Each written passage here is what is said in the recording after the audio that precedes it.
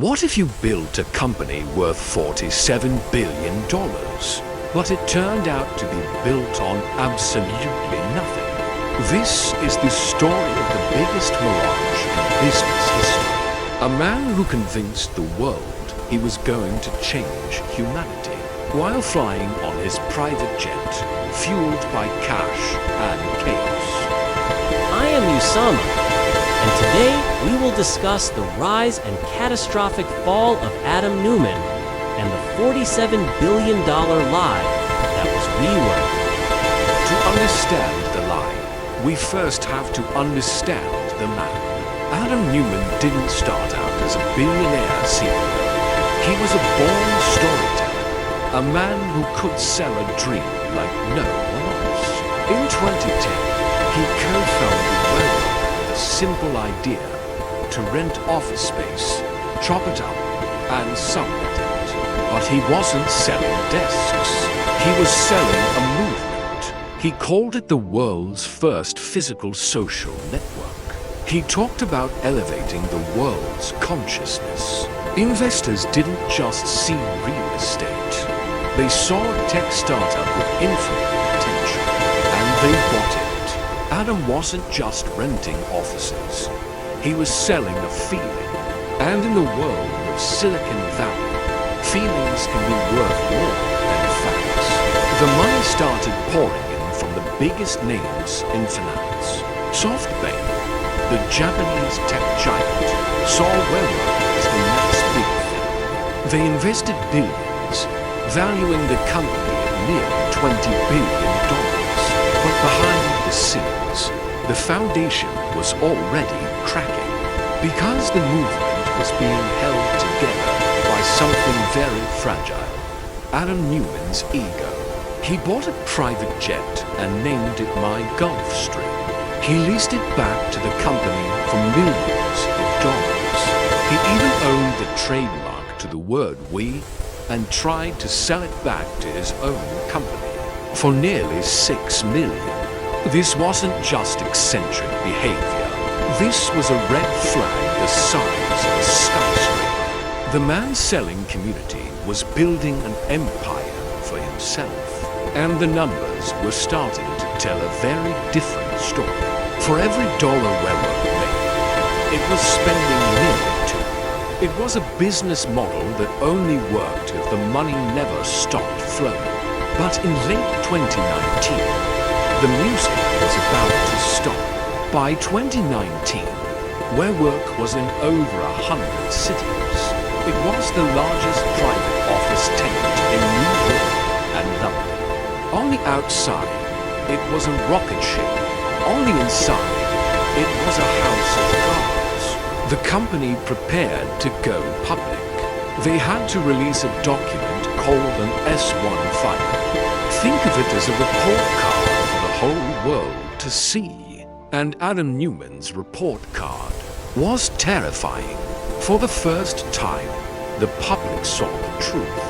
WeWork had lost nearly $1 billion in just 3 years. And they revealed Adam's bizarre control over the company, including a clause that gave his shares power even after his death. Investors ran for the hills. The IPO was a disaster. The $47 billion valuation evaporated overnight. The press called him crazy. The board called an emergency meeting. In September 2019, the unthinkable happened. Adam Neumann was forced out of his own company. The visionary was now the liability. He walked away with a golden parachute worth over $1 billion. Imagine building something for a decade, convincing the world you're the next Steve Jobs, and then being kicked out before launch. But Adam didn't just fall. He fell upwards. The billion-dollar exit made headlines, but it left WeWork in ruins. Thousands of employees were laid off. The movement was over, and the world was left asking one question. How did nobody stop this earlier?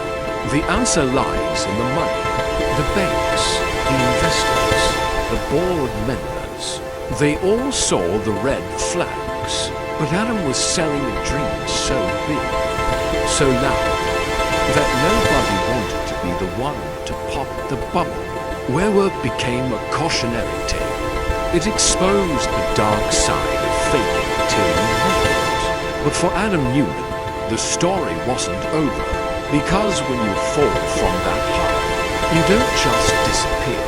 After Adam's exit, WeWork had to survive. They brought in a new CEO with a boring but important job: fix the mess. His name was Sandy Mathroni, a traditional real estate executive with no time for consciousness talk. He cut costs, closed dozens of buildings, and fired thousands more. The party was officially over, but then something unexpected happened. The world changed. In early 2020, COVID-19 hit. Overnight, the entire world started working from home. If WeWork's model was shaky before, a pandemic was the final nail in the coffin. Analysts declared the death of the office forever. WeWork's stock price? Worthless. The company was on the brink of bankruptcy. It seemed like the final chapter for Adam Neumann's dream. But here's where the story twists. In 2021, after the chaos settled, Adam Neumann re-emerged. He wasn't hiding. He wasn't apologizing. He was raising money for a new startup. The same man who lost $47 billion convinced investors to give him more money, hundreds of millions, for a new real estate company. Andreessen Horowitz, one of the biggest VC firms, wrote him a massive check. This shocked the world. How?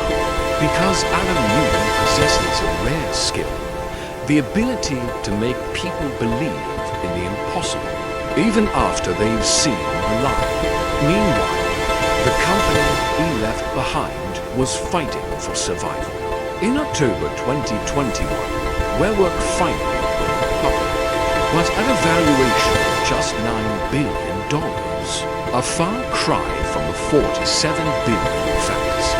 It was a humbling moment. The company that was supposed to elevate the world's consciousness was now just another public company, and Adam Neumann was already onto the next chapter. So here we are. Adam Neumann is back, richer than ever. WeWork is a shadow of its former self, and the world is left with an uncomfortable truth. In business, you can fail spectacularly and still win. Let's look at the numbers. Adam walked away with over $1 billion. WeWork's investors? They lost billions. SoftBank alone wrote down losses of nearly $10 billion. The banks stuck with bad debt. The WeWork saga teaches us something crucial about modern finance. It's not always about profits. Sometimes it's about perception. Adam Neumann understood that better than anyone. He sold a story so compelling that grown adults in suits forgot to ask basic questions, like, how do you lose $2 for every dollar you make, and core growth? But let's not forget the thousands of employees who believed in the mission, the ones who worked weekends, who drank the Kool-Aid, who thought they were changing the world. They got nothing, just a pink slip and a broken dream. Adam Neumann isn't a villain anymore. He's a symptom of a system that rewards confidence over competence, story over substance, and growth over sanity. In 2022, while WeWork continued to struggle, Adam launched Flow, another real estate company, and Andreessen Horowitz valued over $1 billion before it even opened a single building. Think about that. A man who built the biggest real estate failure in history got $1 billion to do it again. Only in Silicon Valley, a only in America. But while Adam rides off into the sunset, WeWork is still bleeding. In late 2023, the company warned it might go bankrupt. The stock is nearly worthless. The dream is officially dead. So, what's the lesson? The lesson is that in the world of big money, the rules are different. Adam Neumann didn't break the system. He mastered it. For every WeWork employee who lost their job, there's an investor who should have asked harder questions. For every dollar Adam made, there's a lesson for all of us about the difference between value and hype. Adam Neumann is not the first person to sell a lie for billions, and he won't be the last. But his story will forever be the warning label on the bottle of Silicon Valley excess. The next time you hear about a company changing the world, look at the numbers. The next time you see a visionary with a cape, ask who's paying for it. Because in the end, the truth always comes out. Always. Thank you for watching. I'm Usama. And remember, don't just believe the story. Check the map. Subscribe for more deep dives into the biggest lies in business history.